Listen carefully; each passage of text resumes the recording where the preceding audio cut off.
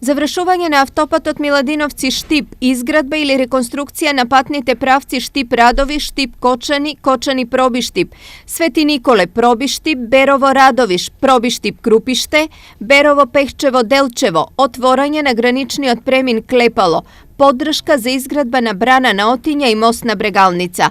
Ова се само дел од проектите од програмата на новата влада кои се однесуваат на истокот. Во останатиот дел, новиот премиер Заев најави реформи во сите сектори. Идните реформски решенија кои што навистина се од огромно значај. Следуваат судски реформи, следува реформа на парламентот, реформа на тајните служби во државата, реформа на медиумскиот простор, на државните институции кои што се од огромно значење за граѓаните. Ден порано да ги завршиме таквите реформи, ден подобро за сите во нашата земја. А што граѓаните очекуваат од новиот премиер и министрите? Да биде напълно.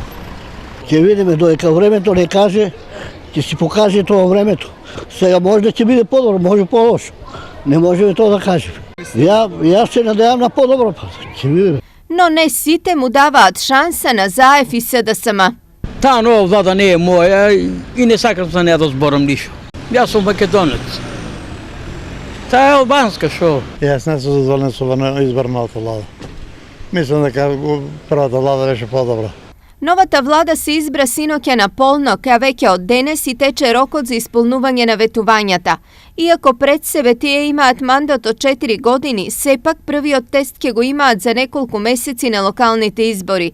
Нивниот исход во многу нешта ќе зависи од она што СДСМ ќе го сработи до октомври.